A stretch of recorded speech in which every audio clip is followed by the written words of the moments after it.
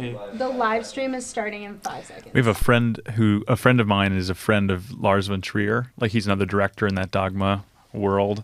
And he just says, he just basically comes to the house and writes. And then, all right, we're live. Oh, we're live. Hello. Talking about Lars von Trier. Lars von Trier. What's up, everybody? Welcome to Show Me the Meaning, Wisecrack's movie podcast. Show me the meaning. My name is Jared, and today we're joined by the Show Me the Meaning crew. We got Alec. Hey. And Jacob. Hello, hello. And today, joining us is a very special guest. Today, we have Michael Tucker from Lessons from the Screenplay. How's it going, Michael? It's going very well. Thank you for having me. Yeah, thank you for coming. This is I feel like this is long overdue. Where's the applause sound effect? Oh shit! Here we go. Yeah, Hey. That's a whole crowd right there. Wow. Yeah, Michael Standing Tucker. ovation is what I'm picturing. So for those of you who haven't watched Lessons from the Screenplay, it's an awesome YouTube channel that talks all about screenwriting, and if you haven't checked it out, please check it out because it is awesome. And he's got a podcast. And he's also got a podcast. What's the name of the podcast? Beyond the Screenplay. Okay, Ooh. cool. Branding. That's good branding. Beyond right Burger. Yeah. So definitely check that out as well. Beyond the Arby's. So without further ado, today we're going to be talking about Seven, the 1995 film directed by David Fincher, starring Brad Pitt, Morgan Freeman, Kevin Spacey, and Gwyneth Paltrow. God, what a cast. It's great. I mean, yeah. Too good. As always, let's go around and get first impressions. What was it like the first time you watched this movie, and what was it like revisiting it? Let's start with our guest, Michael. What do you think? So I think I first saw this when I was in college, and I had a pretty sheltered high school period where I didn't watch R-rated movies. There was a lot of movies that I'd missed out on, and Seven was one of them. So my friend was like, "You haven't seen Seven? You have to see this." So he showed it to me, and I was just blown away by just how amazing it was, and I'd just never seen a movie like that, and it was one of my favorite genres of this crime mystery thing, and it just executed so amazingly, and I just loved it. And revisiting it, I really love it, and it's amazing, and I'm still every time I watch it, I'm just thrilled to be watching it. It's one of my favorite movies of all time. Oh, wow. awesome. Yeah. And how many times would you say you've seen it? It's at least 10. Yeah. I don't know how many more than that, but at least 10. Cool. Yeah. All right.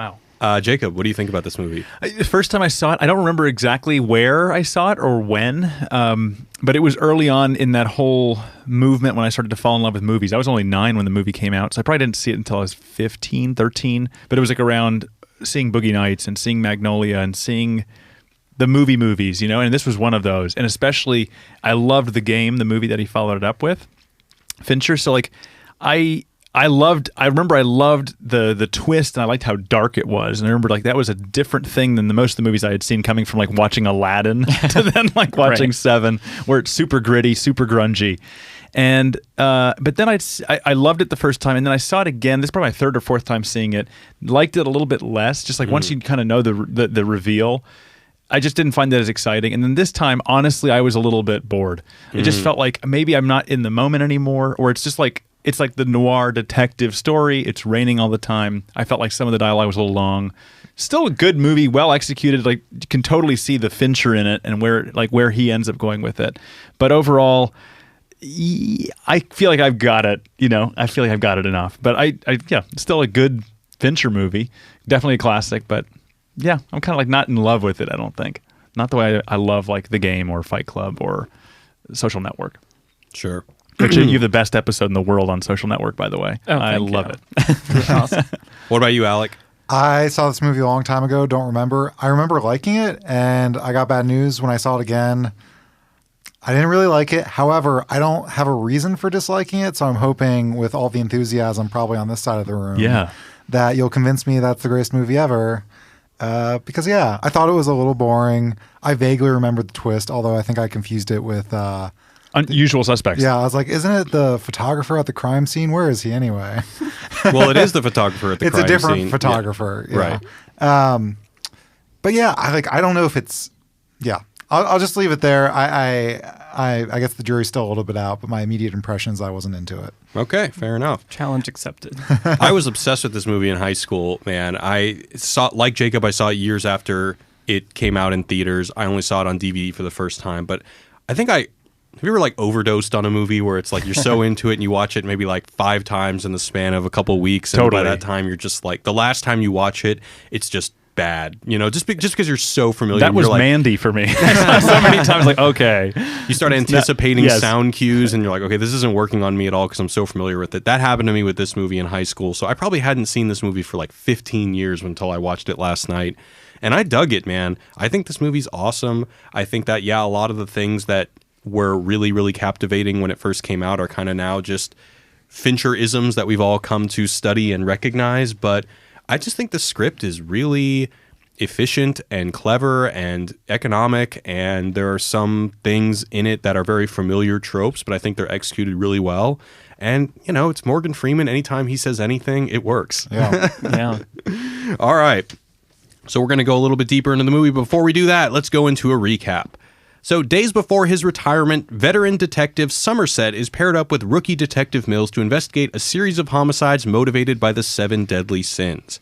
With 2 victims claimed in the name of gluttony and greed, Somerset finds fingerprints leading to the 3rd victim, sloth. Mills's wife confides in Somerset that she's pregnant and is concerned about having a kid in a city that so closely resembles hell. Using an FBI connection, Somerset gets access to a list of people who have researched the 7 deadly sins in public libraries, leading them to the door of John Doe. Doe tries to shoot them, the detectives pursue, but he gets away. After searching his apartment, they're called to the 4th victim, Lust. Mills convinces Somerset to not retire yet, and shortly after they find the 5th victim, Pride, John Doe shows up at the police station and turns himself in. He tells Mills and Somerset that he will take them to the last 2 bodies. Doe takes them to the middle of nowhere where a courier transports a box. Inside is Mills' wife's head. She is the 6th victim because Doe envies Mills. Mills then shoots Doe in the head, becoming the 7th victim, Wrath, thus completing Doe's masterpiece. Mills gets carried off to jail while Somerset proclaims that he will continue with the force and that the world is a shithole, but it's worth fighting for. End of movie. Clap.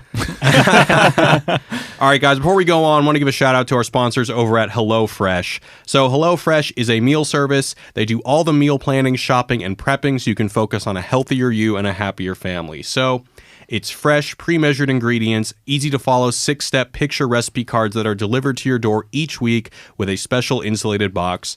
All meals come together in 30 minutes max.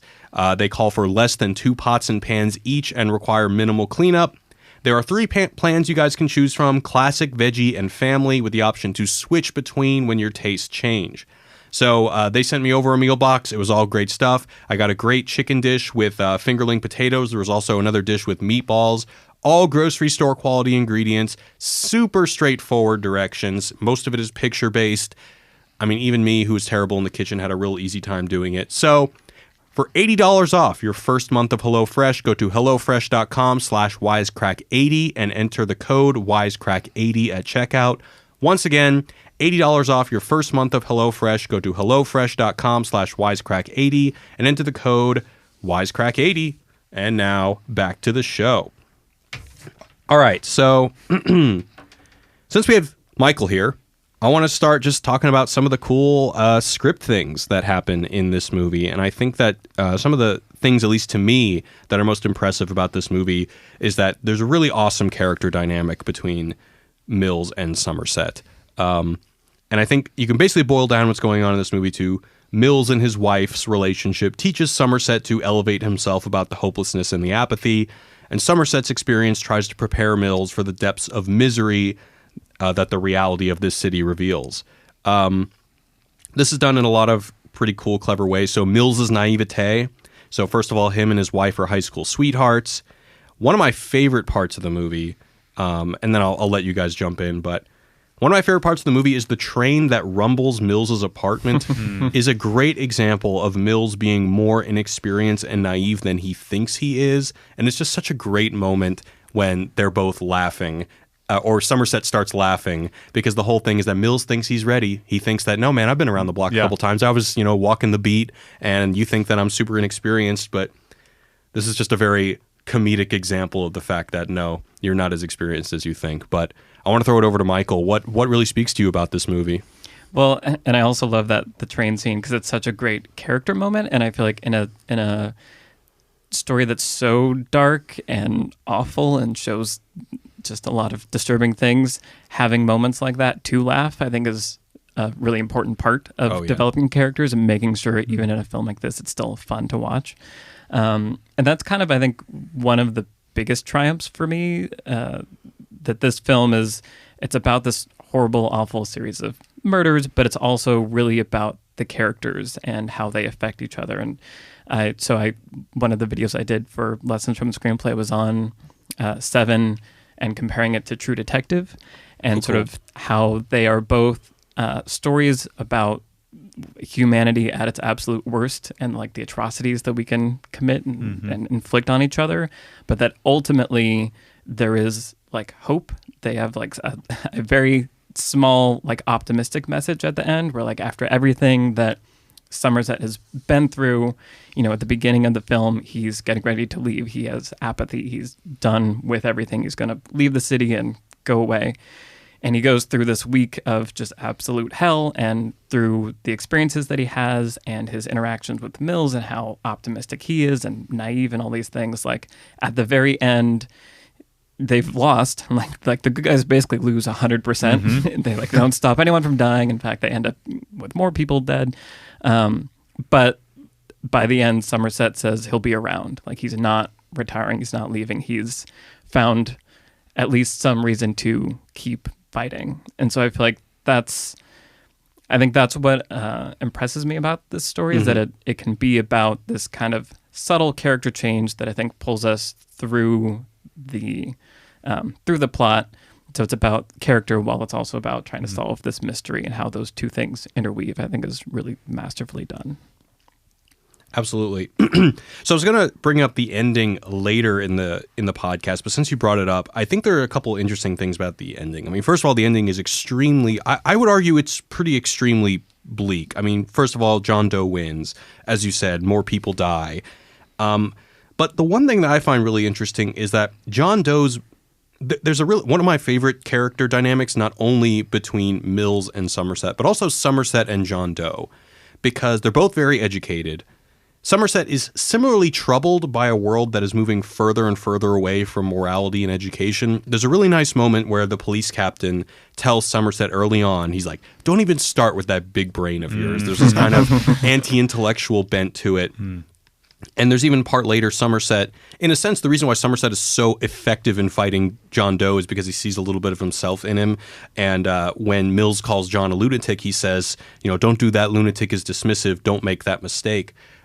But interestingly, both what Mills does to Somerset is he wakes him up from apathy. But that's also John Doe's mission, is through his murders, through the spectacle of creating this fire and brimstone medieval sense of moralism through his murders. He also seeks to wake people up from apathy. And perversely, this is what happens to Somerset. So I'm curious as to, what do you think about that? Like, does it make it hard for you to walk away with a positive message at all from this movie?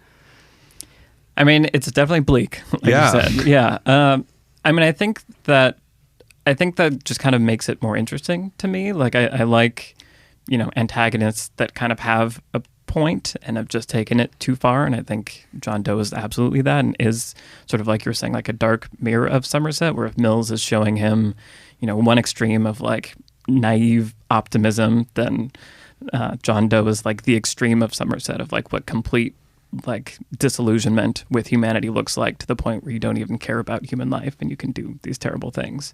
So I think for me that actually kind of enhances it, that it's, you know, it's not like John Doe was wrong. It was just the way he was executing his plan was really bad. Like killing people? Yeah, like not the way you want to do it. But I think usually a marker of good storytelling is if all the characters are kind of resonating the theme and have different takes on that's interesting. The morality question, and it's just some people are on different extremes than the others. So I don't know. I like that aspect of it. Yeah.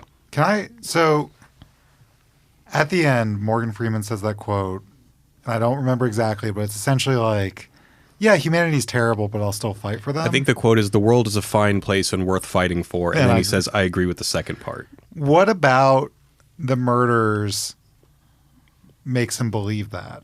That the world is worth fighting for? I don't think it's the murders. I think it's Mills. His experience with Mills, his experience with his wife, experiencing that kind of purity. It's the humanity, yeah. Like he sees when he meets Gwyneth Paltrow at the diner, he's got this relationship to her that seems to finally give him, because it seemed they allude to like he has no life outside of work, he has no relationships, and that's the first time he has like the sense of like the perfect husband and wife, the couple and the whole world and the naivete of their life, and then he sees him turn. This whole time he's sort of preaching about insanity, about how insane, like, the whole car ride to the middle of nowhere. He's yelling at John Doe, saying how he doesn't, he's a lunatic and he doesn't believe, he's sort of a crazy person, and yet he gets that same kind of rage. And I think he sees that sort of tale in him, probably in Mills and his wife. But also, he is kind of another mirror to Somerset, because Somerset says there was a time where I had a girlfriend, we were pregnant, but I told her to basically get an abortion. And so I think he sees in Mills and his wife that this is the life that I could have led. And whereas I had kind of resigned to that being just a distant memory of something that should have never been, now by experiencing this relationship with them, I kind of see it as something worth fighting for, that maybe those thoughts that enter my mind every day, as he says in the movie, of making the opposite decision of raising a family, aren't something that should be roundly dismissed. So I think that that's really what elevates him out of the apathy. I think that the thing with John Doe is probably more of just a kind of a thematic parallel, but I don't think we're meant to believe that the murders are actually what brings him out of the apathy. Right. Well, it's that his partner kills a guy, I guess, out of cold blood. I mean, understandably, but Well, he kills a suspect, importantly, yeah. Yeah. And then after that, he's like, yeah, humans suck, but like they're worth defending. Yeah. Which is fine. Because things like the purity of their relationship and the purity of them having a baby is worth fighting for, I think. And I think there's, that scene in the bar kind of right before the third act where, they've just witnessed the horrible thing that happens in, the place.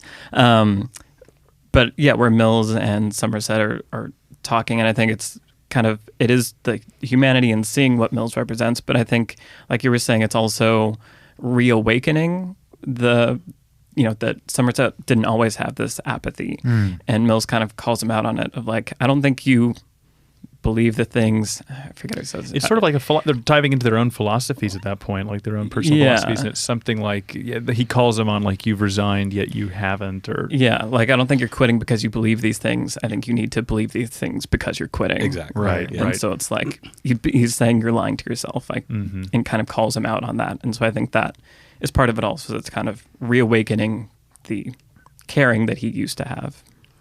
And on that same note, I never understood the metronome in those times when I was watching it in high school, and I think a lot of that has to do with the fact that I was watching it on my really crappy television that had like the worst sound in the world, because I recently bought a sound bar for my television, and only this time was I able to hear that the reason why he has the metronome is because he's drowning out the noise of all the stuff happening outside, like all of the yelling, all of the violence. I didn't catch all of that. I got a pretty good sound system, but I couldn't even catch that. Well, Yeah. it sounds like you need to upgrade. Oh no. Yeah. I feel like it becomes like a symbol of his apathy. Exactly. And then like after that bar scene, he takes the takes it metronome and and throws throws it it across away. the... Yeah. Because now he can listen to it again. I like that. Yeah. I did not. Yeah, You're showing me the meaning, man. I need the showed me the soundboard. meaning. Oh, you want it? Here, Yeah, I need the take it. soundboard. This is like, we're No not offense, getting any Jared, of the. Where is it? Sorry, I can't do that many things at once.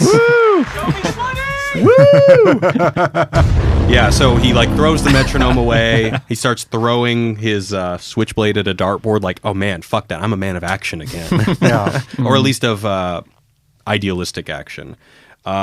All right, guys, before we go on, I want to give another shout out to one of our sponsors over at Twillery. So I've talked about Twillery before. Twillery are performance shirts. They're shirts that breathe and do not sweat. So most performance shirts are all polyester and feel like plastic. Twillery's are cotton with an incredible hand feel. I've worn Twillery, I told you. Whenever Jacob and I go to meetings, I wear the Twillery Yeah, shirts. exactly. And everyone's like, nice shirt. I'm like, where did you get that from? It's like, Twillery, man. Yeah. So you can save more when you buy many of them. So you can pay $55 for a shirt's competitor. That would be over $100. So tailor fits mean you're always looking your best.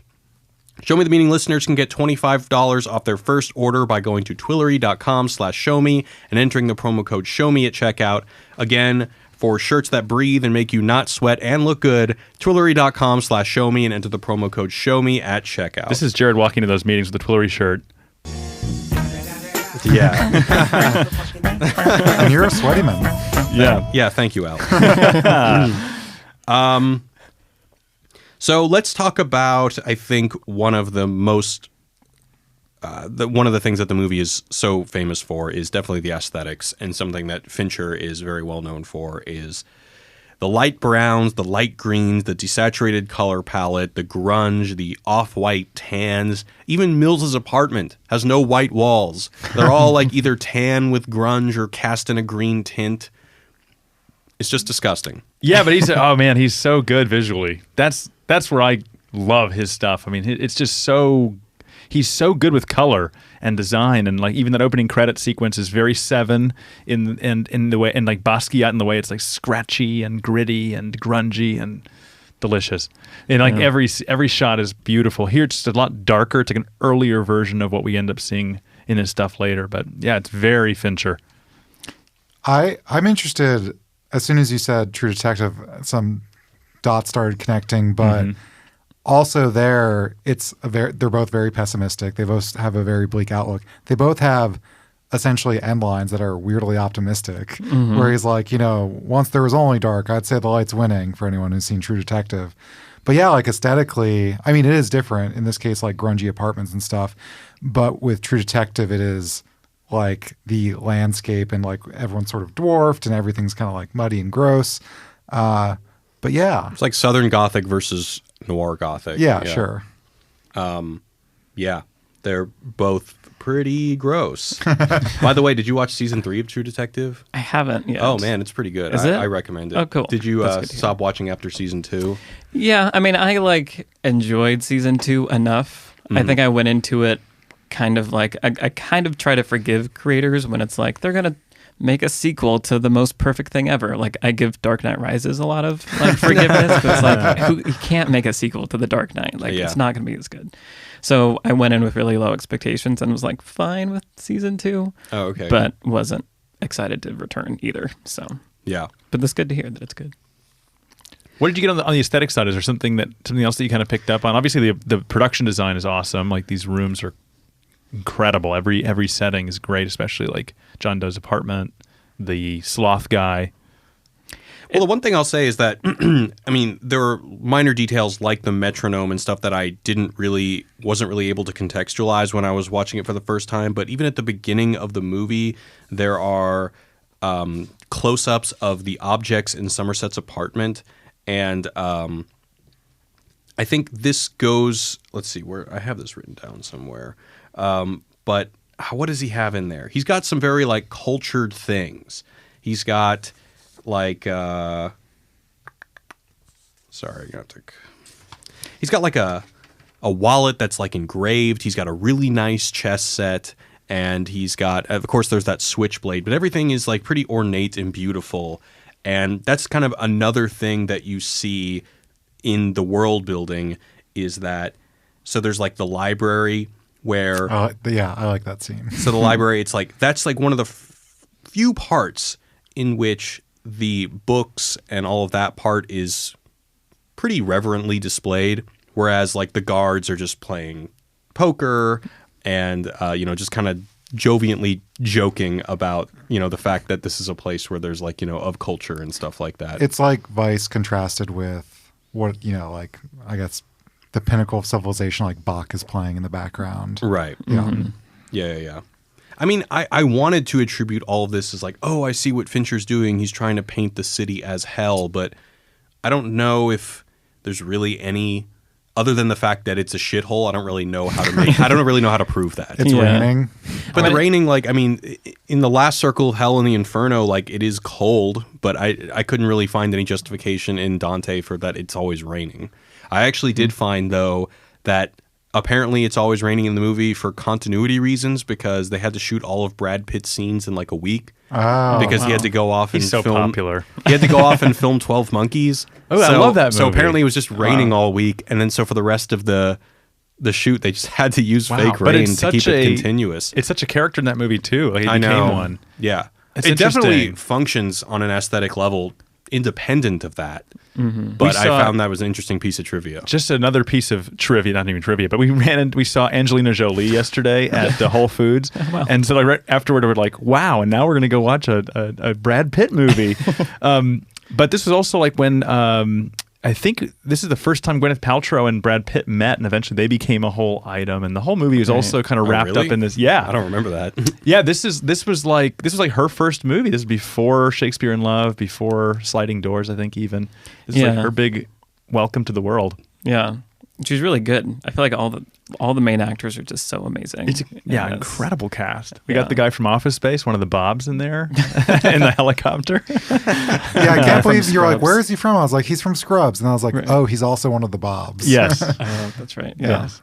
Yeah, I mean, I think the cinematography is what strikes me is that it's like this horrible, grungy, like these terrible looking things, but it's also so beautiful just because like the way it's shot, and that might just be. I just love how Fincher lights things and how he frames things. And when I was rewatching it, I was really paying attention to, just the framing choices and how he like lets scenes play out. And like, I don't think there's any deeper meaning in any of it, but it's just Yeah. like, it's just the good filmmaking Right. that So Fincher effective. does. There's just so much grit on one end, and there's so much elegance in the style. Right. Because like that library scene specifically is like really smooth and a lot of nice, like beautiful dolly shots. Yeah. Yeah, and it's like it's noir-y, but it's not. There aren't like harsh shadows. Like it's Yeah. when things are in light, it's very soft, pretty light. There's just not very much of it. So I don't know.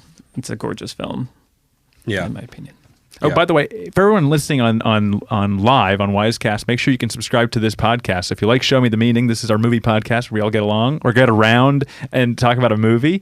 And you can subscribe to the podcast on Apple Podcast, Stitcher, Spotify, wherever you get your podcasts, SoundCloud, and Beyond the Screenplay is also probably on all those things. Beyond the Screenplay as well. That it is. You can Yeah. subscribe wherever you get your podcasts. Yes. Beyond We Screenplay. we don't do all of our podcasts live, so it's very important. Yeah. So we got, I think we're up to like, how many episodes are we up to now? Like 50? No, We've done like a lot. more than that, like almost 70, yeah. 70 episodes. So any movie you might have liked, you might also find on our podcast. Yeah. And check it out. Show Me the Meaning.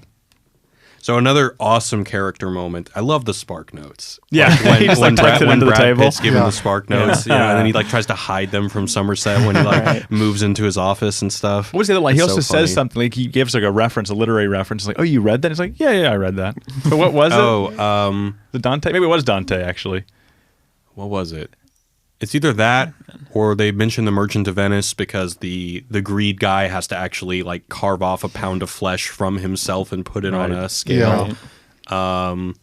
Yeah, there was Paradise Lost and all that. there was definitely Yeah. a particular Oh, maybe one. it's Paradise Lost. I don't remember. There's like one scene where he's in the car with Morgan Freeman, and he's like he makes a literary reference, which obviously he read off of Cliff's Notes, and he's Right. like, "Oh, you read it? Yeah, of course." Yeah, parts. I think like parts or something. Yeah. Did you feel like Morgan Freeman's job? We're not catching murder. I felt like Morgan Freeman as I was watching this movie. like not that I'm catching a murderer, but I watch a movie and I'm like, oh, they read Paradise Lost. I better go read Paradise Lost and figure out what the fuck they're doing. Oh yeah, I didn't even mention that when I was a kid, or when I was a kid in high school, when I saw this movie, I immediately wanted to read The Inferno. I immediately wanted to read Divine Comedy and the Canterbury Tales, and of course, in high school, I picked up Inferno. I was like, what the hell is this? I don't understand anything that's going on. Poetry? I thought this would be...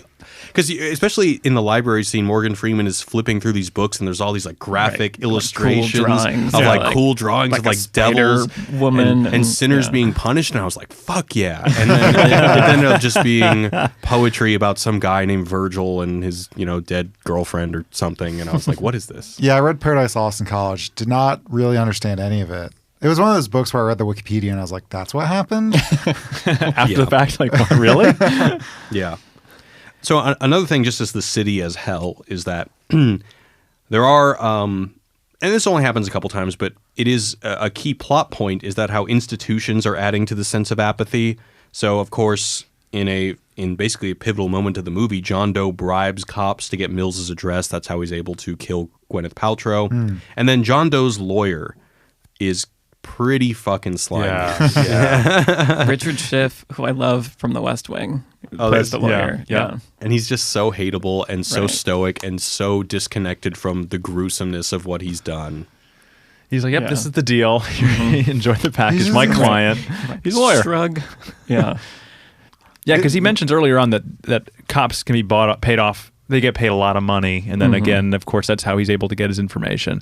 And then he's also skirting his own law by using the feds to get the information about who checked out those books. That is true. So there's like Right. cheating happening, and there's a lot of. I think it's blurring some lines of like who is good and bad. Especially you're seeing that obviously the Brad Pitt character swing so wildly.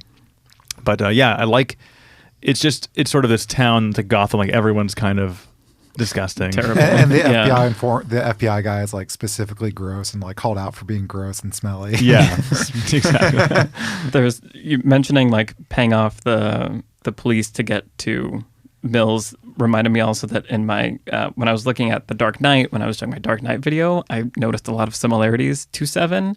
And there's like I forget all of them now, but there was a lot of like the middle of The Dark Knight pretty closely mirrors Seven, where they think they know where the Joker is and they like get there, but it's all like part of the plan. And then even like the Joker turning himself in is part of the plan, just like John Doe's like that's interesting. thing. And so I think there was a lot of stuff borrowed and used really well in The Dark Knight from Seven. And Wirtz and Ramirez, the corrupt cops in The Dark Knight, are like Right. them. Yeah. Yeah, exactly. I even remember their names. Of course you do. You've seen Right, that, right. that you know every movie's a cue for. Yeah, it's interesting you mentioned the part about him getting information from the libraries, and watching this movie for the first time in 15 years, there were a couple times where I was just reminded of like, man, if John Doe were trying to do this today, he'd be way more disgusted. Like the idea that, oh my God, the FBI keeps library records? That's so scandalous. Like these days, it's just like, oh yeah, probably. They know your Google history. Or even when they see the glutton, the guy who's like the second murder, I think it's the He's the first one. one. Yeah. Yeah, and he even says like, how can somebody let themselves go like that? Now we have My 600-Pound Life on Yes. We have TLC. mukbang. We have mukbang. Yeah, exactly. We have mukbang. And yeah, I don't really know what to say. That it's like in some respects, some of those sins like lust, gluttony, sloth, and pride are probably even worse today. But interestingly, I think that this movie was written in response to a time when the crime rate in cities like New York and Los Angeles was way higher than it is today. Well, it was written, I guess, in the early 90s. I don't know when so cities in America in the like 70s and 80s were super dangerous, and I think 90s is when they started getting safer. Maybe it's still like in the collective consciousness. I don't know. Yeah, I remember listening. I think in the commentary, the screenwriter talks about him. It was basically based on his experience living in New York in the '80s, and Right. like, kind Okay. of had Before so Times much- Square was cleaned up. Right. No. Yeah. He like specifically like references all of that and just like being disgusted by like the apathy and all that stuff. So it's But very much. If you talk to any New Yorker, they're like, man, things were better in the 80s. Why? Because Are they just hipsters? No, they're not hipsters. They're just like it's just this very sort of, it's almost like Disneyland for like, especially Times Square, right? It's not like it used to be a place like Equal parts grit and yeah, like light. gritty. You could get like a slice Real. of pizza, or like meet a sex worker, or like go to a porn shop, or whatever you wanted to do, right? Get robbed. And now it's been sort of like sanitized to the point of being like Disney World. And so I think, and I have not lived in New York for nowhere close to that, so I've never experienced that. But yeah, there's kind of like a sense of loss of like New York kind of being overly sterilized, not a lot of like personality like it used to. I think people are happy that they don't get mugged all the time anymore, but I'm certainly happy that I've never been mugged. But yeah, It's kind of like a different kind of apathy almost that it's evolved into, of like just such sterility to just like everyone's happy, everything's fine, like just pretend everything's great. There- And I think there's an amazing LCD Sound System song called "New York, I Love You," and it's about this, and it says, "New York, New York, I love you, but you're bringing me down. yeah," and then it goes like, "You were filthy but fine." Yeah. Yeah. Anyway, It's a good tune. There's one other thing I remembered I wanted to bring up about the ending and just how dismal the ending is. So if we think about what I had said earlier about Mills trying to bring Somerset out of his apathy, but Somerset similarly trying to prepare Mills for the craziness of the city. Mills succeeds, but Somerset fails. And another really great kind of callback moment to the script is, so he can't coach Mills into reining into his emotions. So Mills breaks down John Doe's apartment door, and then that same inability to rein in his emotions comes back when he kills John Doe at the end. So I don't know, if we're like tallying it up here, it seems like there's like 3 dismal things that happen at the ending and 1 positive, just in the fact that Somerset has a sense of optimism that the world is worth fighting for. Now, I remember hearing, although I don't know the details, that there was another ending originally forced onto the script, but then it went back. Do you know what that ending was? There were like several kind of variations, and I don't remember the exact chronology of how it happened, but I know one of them was that Somerset kills John Doe. Like, he sees Mills about to do it, and he steps in and kind of does it for him and kind of sacrifices himself because he doesn't have anything else to live for at this point. So it's kind of another twist on that of like sacrificing his own self so that the plan, optimistic. Well, and the plan can't really be fulfilled. I guess the wrath is still there, but it's a little different. But it wouldn't be wrath. It would be self-sacrifice. Right. Which would be like a positive sort of sacrifice. A positive. And that would also work because it's like it would work more into Somerset saying, "I regret asking my girlfriend at the time to get an abortion, and I want to sacrifice myself so that this vision of a family unit can see do Although you know if she's that was still dead. Oh, she's dead and the baby's dead. Duh. Do you know what is his name? Andrew something. The writer, Andrew David Walker. Yeah, I think. Yeah. Did he write that ending, or who wrote the ending that ultimately ended up in the movie? I think he was the screenwriter for all of them, and I think it was like he was sent back to rewrite it several times. And I don't remember exactly how it happened, but there was some test screening that they did where like one of the endings, maybe people thought it was too one. sad. Yeah, they were just like too much of a downer, which is weird because I feel like it's almost the more optimistic one if Somerset sacrifices himself. Yeah. What I had read, and full disclosure, I read this on Wikipedia. I've not fact checked it, but the original ending is what is in there. That they accidentally, and God, I don't remember who it was. But they had accidentally sent the original script that they had already rejected the ending for to some key player who was like, right. "Oh, what do you mean no, you can't change this?" And then like Brad Pitt got involved and was like, "No, we're going with the original ending." Yeah, man. They wanted to make it a little bit lighter. So yeah, good for those. Because Brad Pitt and Morgan Freeman were the A-listers that got to decide what goes. Yeah. Right. Yeah. I do remember that now. Yeah, that's pretty cool. That Brad Pitt was just like throwing his weight around because he could. Would it have been David Fincher who saw the original script and was like... I don't think so. I think he and Brad Pitt were always on the same page with it. No, I'm saying when the studio sent the script, the wrong script. Because... Oh, maybe. Yeah, I think maybe that's how it played out. Yeah. I think back in those days, Fincher probably didn't have much pull. At least not as much as Brad Pitt, of course. Sure. Yeah. Because he'd only made Alien 3 at that point. Which is crazy that this is his second film. Yeah. And it being as masterful as it is. It's Alien 3, then this, then The Game, then Fight Club, then Panic Room. Then we get into Benjamin Button. He did that? That was a him? long Yeah. stretch. So Wow. is this, Michael, is this your top Fincher movie? That's a really... I don't know that I can commit to that. It's hard for me to you said it was one of your choose. favorites. Yeah, so. I feel like it's... I think maybe the most objectively like perfect Fincher film, in my opinion. Like if I were going to like do a court case and argue that this is like the perfect Fincher film, I think I could argue it the best for this. Maybe Social Network also. I think my favorite is The Girl with the Dragon Tattoo. Oh, really? Whoa. Like that just, for some reason, it just like presses all the right buttons for me and I just love watching it. But I also can't defend that it's a perfect movie. But Wow. have you seen its direct-to-DVD sequel? No, I refuse to watch. I'm so upset that they didn't get to do the sequels. I thought it that was they real planned good too, for. and I thought it was way better than the made-for-TV version, the Swedish version. Not that that's bad. They're both quite good. Yeah. All right, guys, before we move on, want to give another shout out to one of our sponsors over at Mubi. So we talked about Mubi before. Mubi is a curated streaming service showing exceptional films from around the globe. I almost said grobe. So every day, Mubi premieres a new film, from award-winning masterpieces to festival fresh gems, movies that you've been dying to see or that you've never heard of. There's always something new to discover.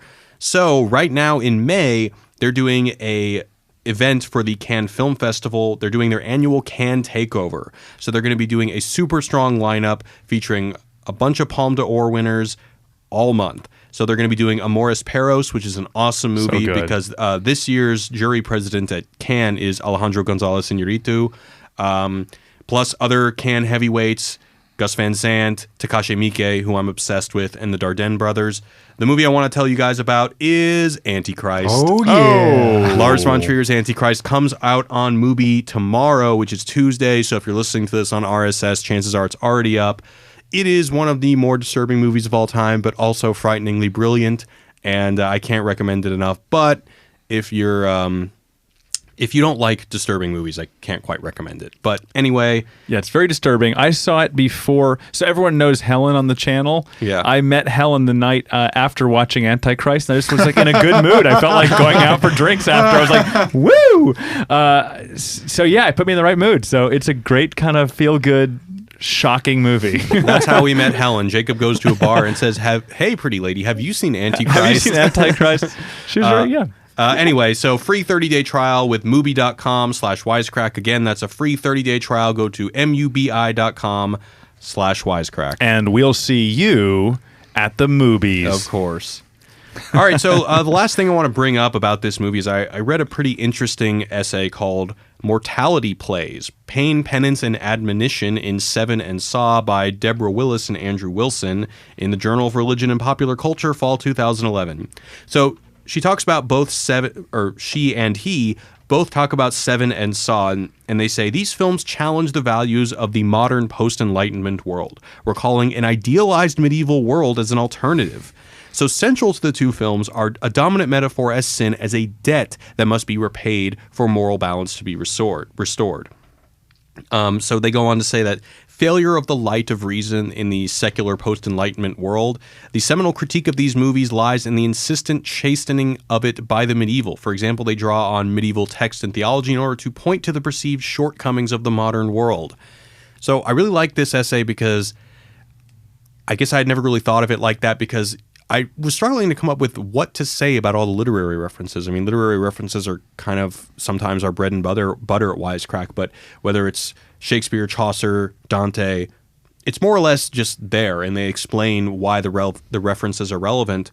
But I found it interesting to say that if you look at it through the lens of our post-Enlightenment era of modernity is so saturated with decadence that the only thing we can think of to actually get people to consider their actions is to basically go back to medieval ways of getting people to reconsider their actions and reconsider that if they're doing is good or bad.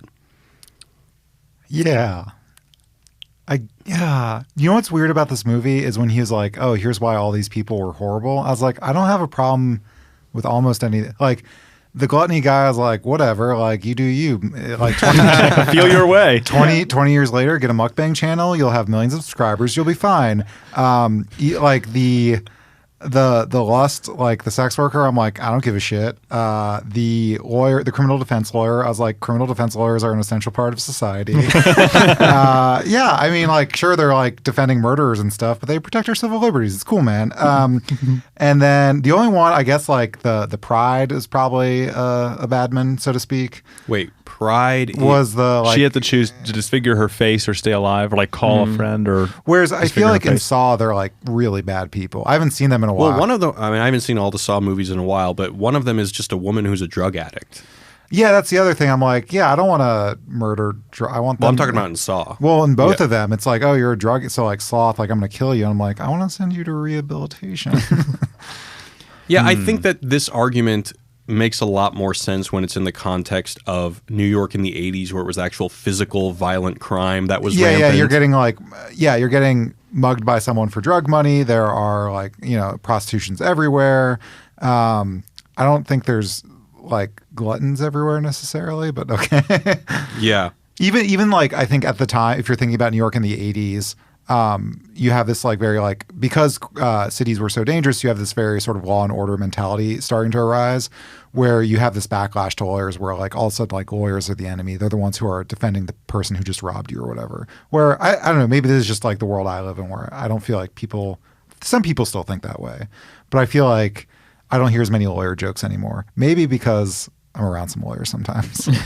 But do you think there's supposed to be some form of like satisfaction out of seeing these people taken care of? Like, is it the idea that in 95 there would have been more pleasure in like, hey, these guys have been taken care of because they really are sinners, or they really are the disgusting scum of the world? I don't think so, right? Like, we're supposed to sort of look at them as victims. Right. I mean, Well, we're not moralizing them the way the traditional classical texts are or would. We don't really get to know any of them. No. We only see their dead bodies. It would be very interesting if we had gotten to know them, if they were characterized. Well, we even do the get to see smallest of- Mills, right? Like, we get to see Mills and his story and his reason for the crime, Right. his reason for the wrath, and perhaps if there's the reason for the sex work, or if there's a reason for the gluttony or whatever, all of a sudden has a sense of redemption the same way that Morgan Freeman is sort of like, oh, I now see the human side of this crime, the human side of this So that could be condemnation.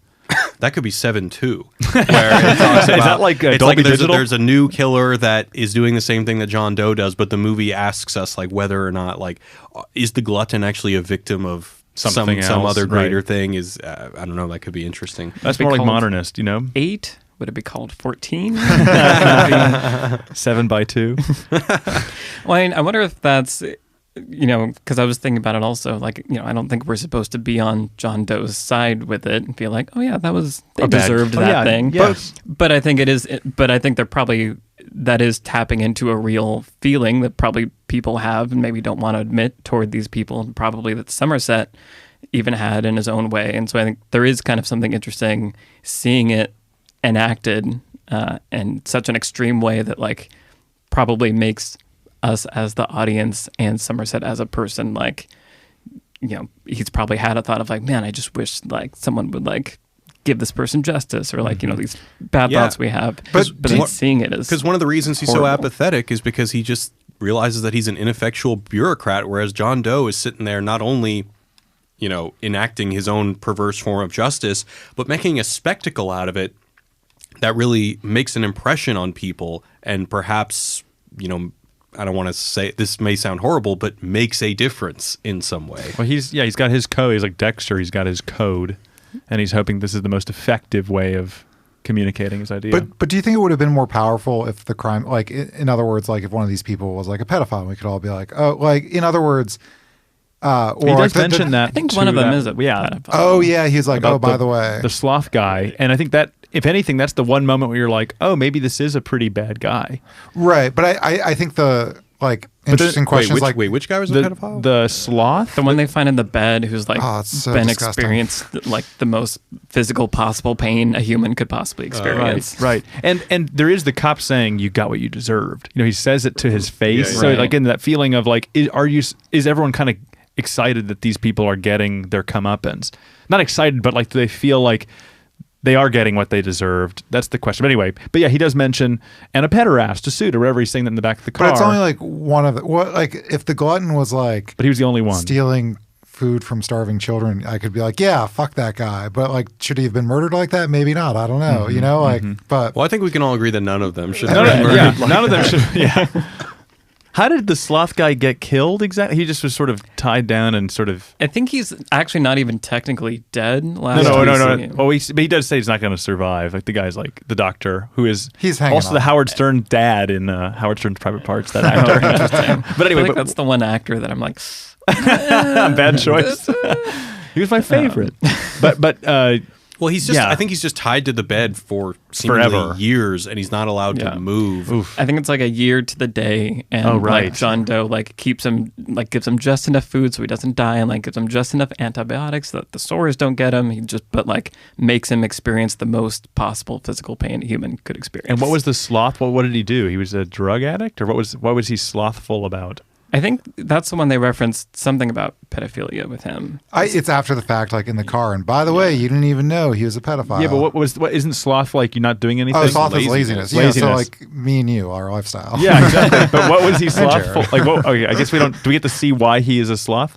No. That's a good question. well, no, actually. I think the implication is He just stays in bed all day and is a junkie or something. Well, yeah, like I don't know what like let's just say he's doing heroin. I can imagine you like shoot up and then you just sort of like lay around for a few hours and then shoot up again and do like repeat. People on heroin are known to do that, but yeah. What do you remember? What's that word? And I think it's from Dante, where contra something, where the punishment for the sin is like a reflection of the sin. Is that happening here?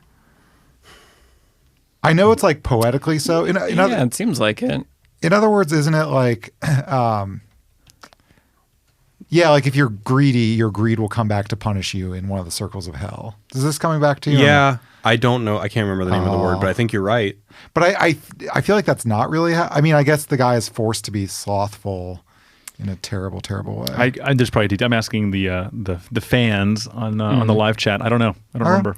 But like the glutton is fed The glutton is to very death. clear. Yeah. But yeah, it might not be with all of them. So last point I want to bring up about this Wills and Wilson article is they talk about how medieval Christianity, public shaming was so essential to their conception of punishment.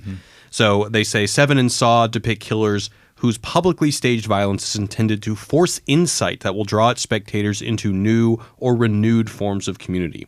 The staged, spectacular public nature of the penitential murders then reflect this. The community is intended to be brought awareness and ultimately instructed and healed by the spectacle of such extremities of suffering. The community must witness the crimes in order to learn their lessons. So yeah, in our just totally nihilistic age, it's time to bring back old fire and brimstone medieval Christianity to get people to see the error of their ways and change. But I agree with you. And in fact, I even think it is weird that one of the people he kills for, I guess, greed is it's the lawyer. Is a lawyer who is a criminal defense lawyer, but then He hires a one. criminal defense lawyer. Yes. Yeah. Not everyone can be perfect. What a Yeah. what a hypocritical hypocrite. killer. Yeah. He got the best criminal defense lawyer. You could tell by his blasé attitude about everything. Well, having said that, one of the things that I like a lot about the ending is I think that the way that Somerset kind of defeats Doe is by having hope. Well, no, but he calls him a hypocrite for enjoying his work. And he basically says, like, how can you be a martyr if you enjoy your work? You're basically a hypocrite. The logic of what you're doing doesn't even make sense. And you can see John Doe gets a little bit frustrated by that. And that's like, I think that's probably the greatest win for the protagonist that we could say that this It's movie the only has. victory we could get. Yeah. That is a nice moment. All right. Gotcha. I have a fun question for our guests, but before we get to that, want to give a shout out to our sponsors over at Away. Away is carry-on luggage. It's great-looking stuff. They've got, actually, it's not just carry-on. It's all kinds of luggage. They've got 9 colors, 4 sizes, the carry-on, the bigger carry-on, the medium, and the large. They are suitcases made with premium German polycarbonate, unrivaled in strength and impact resistance. They got 4 360-degree spinner wheels that guaranteed a smooth ride. My favorite thing about them is that I actually opened mine. They sent me one. It was really cool. And I opened it up, and they had for you. You don't even have to ask for this. They include power outlet converters for every content. Yeah, no, it's great. I have an Away piece of luggage. I love it. You can charge that little rechargeable piece. They have like a piece where you can recharge your phone. It's like a battery pack, so you can recharge your phone, your iPad, etc. And then it's got all the adapters in it, and it's a great suitcase. And it weighs nothing. I had a flight to Mexico where you had like a limit of like 10 pounds or something, and I was able to pack and made it through because it weighs like a pound. It's amazing, or 2 pounds. There's whatever. also a battery in the suitcase that you can recharge your phone or your laptop, whatever, while you're doing it. So for $20 off a suitcase, go to awaytravel.com/wisecrack and use the promo code wisecracks with an S. You got to add that S for the promo code. So once again, $20 off awaytravel.com/wisecrack, promo code wisecracks with an S. And now back to the show. We had some audio issues because Woody, the puppy, slept on the cables. He's sleeping on the live streamer. Oh, man. Woody. Woody's a bad doggy. He's so adorable, though. But he is a baby. But he's sabotaging the stream. So, Michael, as you may or may not be aware, one of the people on your podcast, Trisha, has started writing for us. Yes. And she gave me a little bit of dirt on you. Oh, boy. Yeah. So Trisha tells me that you hate every movie that ever came out in the 80s. That's an exaggeration. Trisha would say that. So, but she specifically said you don't like any John Hughes movies. It's I haven't seen that many. I feel like that's probably more the problem is I haven't seen that many 80s movies or Okay. John Hughes movies. But in fairness to Trisha, it's because I don't think I'm going to like them, and what I've seen I have a distaste for.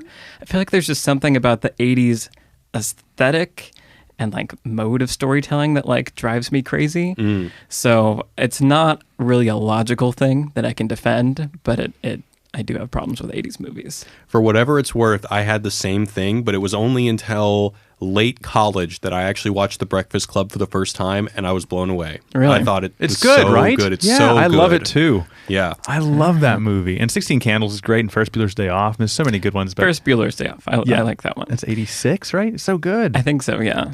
I feel like part of it seems like a lot of people that love 80s movies saw them when they were kids. And Yes. so I feel like there's a lot of things that like probably work for you when you don't have like when you're not this thinking weird too much about baggage it. with it. Yeah.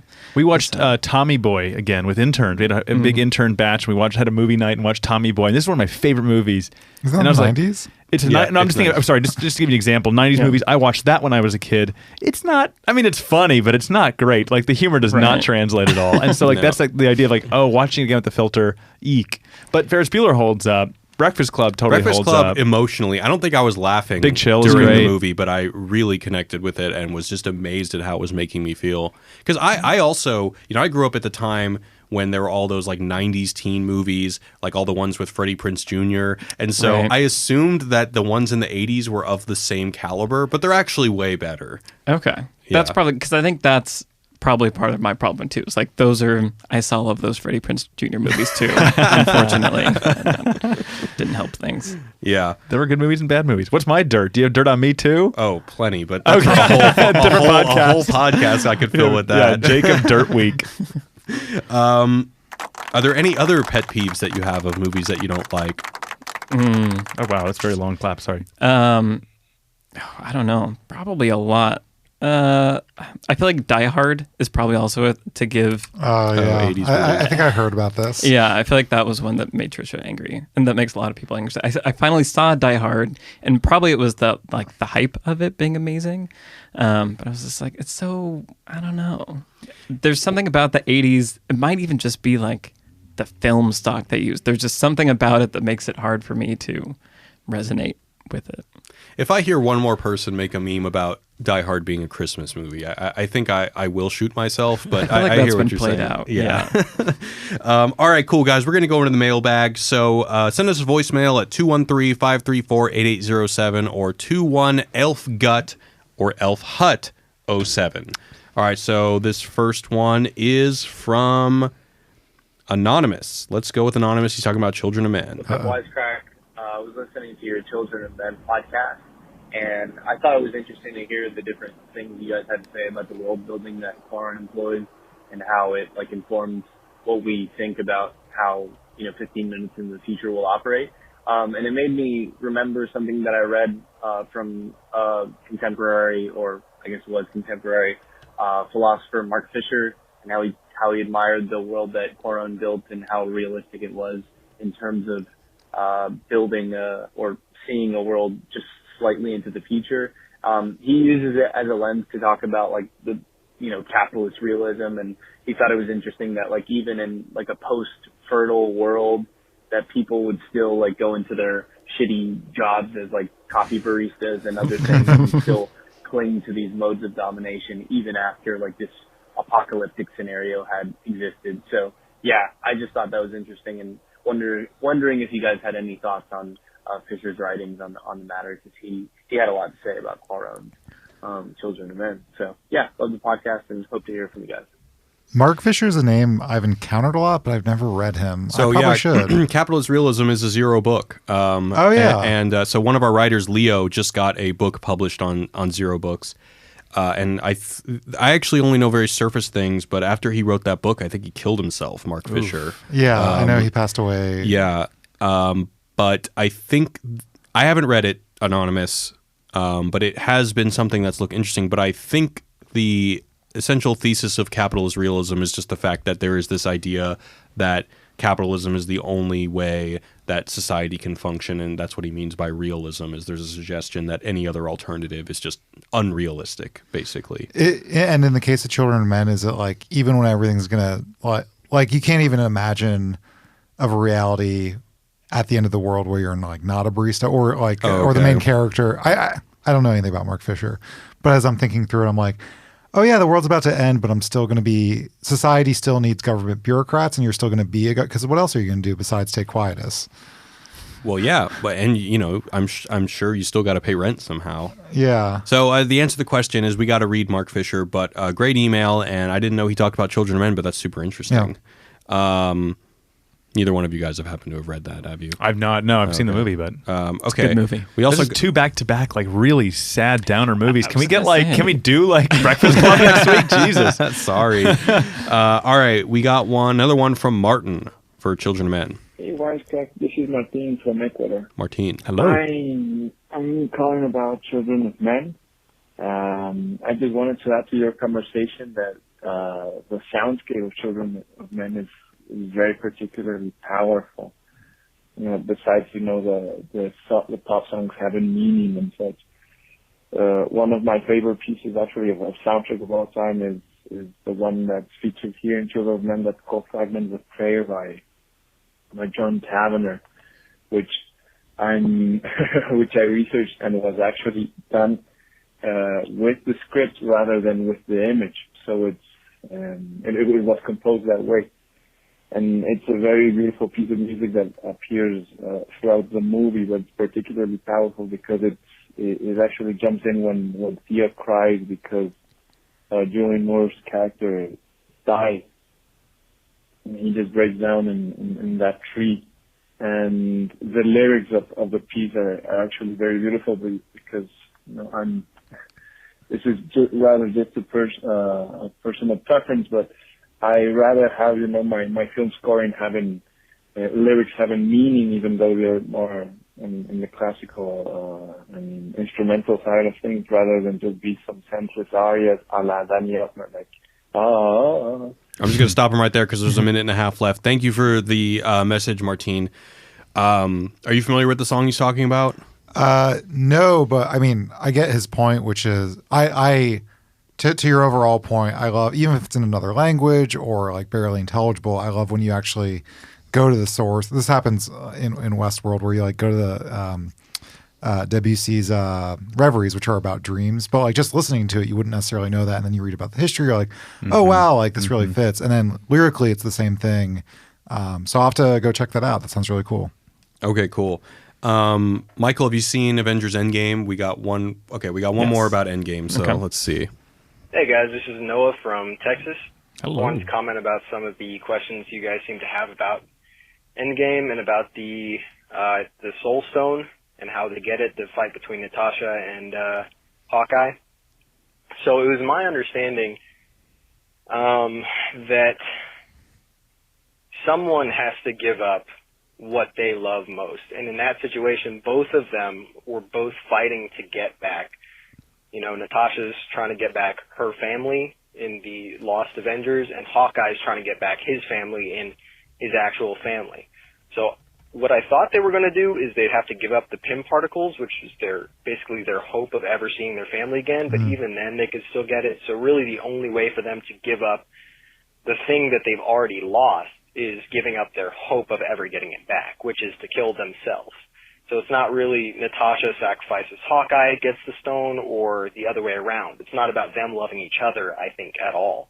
It's more about someone giving up the thing that they love most. So Scarlett Johansson jumping off, giving up her hope of ever seeing everyone again, of getting her past or future back, killing herself, provides the Soul Stone, and Hawkeye just happens to be there to collect it. All right, there's a whole nother minute. Sorry, guys, try to keep them about a minute long. But yeah, that was something that was a question that came up for us is like, what exactly are they sacrificing when they get the Soul Stone? What did you think? I feel like I didn't really even think about it that much. I feel like the mechanics weren't made super clear, but to me it almost felt like it kind of like what he was saying, is that the relationship between the two maybe didn't matter that much if it's just like somebody's willing to sacrifice their own life, that's probably the thing that they also love the most and is the ultimate sacrifice. So that's kind of how I read it in the moment. I think I wasn't thinking about it too much because I was like meta looking at, wait, are they gonna kill, like, who are they gonna kill, like, because like you're gonna kill Hawkeye obviously, but wait, why are you making, but like you're gonna kill, but what? So I was kind of like paying attention to other things in that moment. But that's kind of how I read it. It was just, it's a personal ultimate sacrifice. It's funny you attribute the word meta that, because we were talking about Game of Thrones, and it seems like all of the discourse around whether or not you like how Game of Thrones is ending is about what choices they've made, not whether or not they dramatize it well. It's just like, all right, the series can end in either A, B, C, D, or E. They picked B. Fuck them. You know? That is interesting. Yeah. All right, we're going to go into the mailbag. Send us a email at movies@wisecrack.co. All right, this one is from Christian, and this is something that we very much deserve. He says, "Dear Wisecrack, a little disappointing y'all didn't know who sang Ruby Tuesday. but that's okay. In any case, the cover is by Franco Battiato." At least I knew it was a cover. I think if I heard the Rolling Stones, I would be like, that's the we Rolling deserve Stones. all of the punishment for not getting that wrong. As for purpose, Ruby Tuesday, as referenced by Keith Richards, is a song about losing the love of your life. At the time, his then girlfriend, which is what is happening to Jasper. That's what makes it poignant. She and he came together in the counterculture of the 60s and 70s, protested, etc., which is the same timing for the release of the song. They were in love pre-injury. He's still in love with her and is losing her unwillingly. Enjoy the work. Keep the good times rolling. Is that two Rolling Stones fuck ups in our career Who here? said it was the Beatles? That it was you? me. Yeah. So we also had a mess up. We did a show called Film Legends on the Film Theorists channel. And we'd say Keith Richards, the lead guitarist of The Who. So it's like we just have a blind spot for the Stones. And the guy who wrote that is like a guitarist. Yeah, a damn good guitarist. A damn good guitarist. And he was pretty much on the ledge. Yeah, for he was like, a week. oh my God, I'll never be forgiven. Yeah. All right, let's just do one more and then we'll wrap it up. So this is from Balazes. I gotta hope I'm not fucking that up. He's written in before, so if I keep screwing up your name, maybe send us a voicemail and tell me how to actually pronounce it. So he says, "Hey Wisecrack, Balazes from Hungary, longtime listener and fan of your guys. Regards in a hashtag wah." So this is Ryan asked, "What's everyone's favorite crying scenes?" He said, "The movies I cried like a baby most at are mostly How to Train Your Dragon movies, all the way from the first one to the third, but I was also touched to the core by the ending of Big Fish." My brother loved that movie. That's a good Another one is A Monster Calls, also Mud with McConaughey. Those are my absolute favorites, but the list more or less concludes with the following: Room, the Brie Larson one, The Glass Castle, and Lion, the Dev Patel one. Lion was good. I've seen very few of these movies. I've only seen How to Train Your Dragon 1, I've seen Big Fish, I've seen Mud, but I don't think I've seen any of the other ones. You haven't seen Lion? It was good. It was No, a I haven't Weinstein movie, so it was like, Oscar material. It's like you knew how to like wrap it up to get you to jerk. Yeah. That's a cool prompt of like, what are the movies that make you cry? Yeah. Up was another big one. Did that come up God. already? No, I don't think anyone's brought that in. Yeah, Up was a big one. That was so heartbreaking and beautiful. Yeah. How about you? Any movies that make you cry? So Big Fish, the ending of Big Fish, I will agree with him. I feel like Good Will Hunting is also one. I that, do, like, yeah. It's not your fault. And I cried even in your video. I think I sent you an email after this. I was like, I watched your video and cried. That was like the goal. The secret goal was like, can we like make it as emotional Oh as my the scene? God, it was heart-wrenching. And then Inside Out, like Oh, always like with Bing Bong? Bing Bong. like all of that. What Just- a goofy name. to I like cry. rewatched just that scene like out of context recently, and like Does it still work? had, oh yeah, I, like had to keep it Pixar's together. masterful. For me, the Pixar movie that makes me cry is Toy Story 3. Yeah, it's also very special. That was a random quick story. I have a friend whose sister worked at Pixar, and so we got to go see like a preview screening of Toy Story 3 at Pixar with like a bunch of other press people. And like the third act, they hadn't finished the graphics, so it looked terrible, and it was just like you wouldn't think it would have any emotionality, but everyone was just like trying really hard not to show that they were all like crying at this like press screening. That sounds so Yeah. awkward. So I don't want to see a movie at a press screening. It's just too. There's just too much going on. Too many other people there. It's too judgy. Yeah. They're there to judge. Sure. Jared King gets mine. No. What is it? Star Trek II: Wrath of Khan. Oh, sure. But what about Star Trek II, the J.J. Abrams one? No, fuck that movie. I didn't like that one. Into Darkness? Yeah, but isn't that like a recreation? Oh yeah. So the scene is spoilers, but Spock dies, and he says, "Jim, I've been and always will be your friend," and it's beautiful because he's a Vulcan, doesn't show emotions. And then they reverse it in the second one where it's instead of Spock dying, it's Kirk dying, I think. Yeah. And it's fucking stupid, and I hate it. Wow. Because also like 10 minutes. So also in the original Star Trek, they spend a whole movie bringing Spock back from the dead. And then this one, like 10 minutes later, I think Kirk is alive again.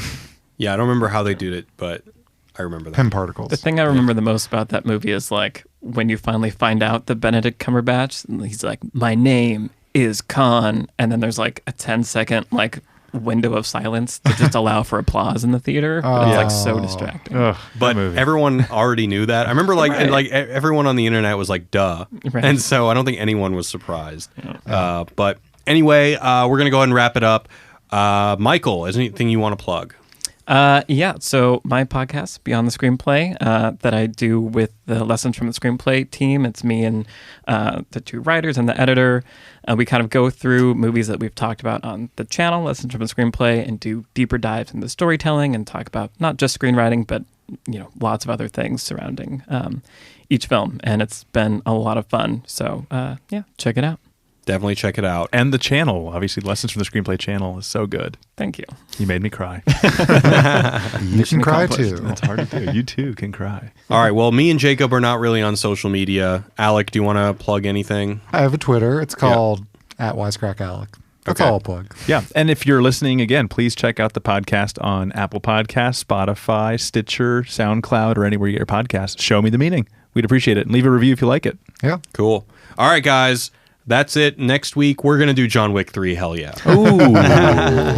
With Woody on the table. Yeah. Well, yeah. Special guest, microphone. my dog Woody.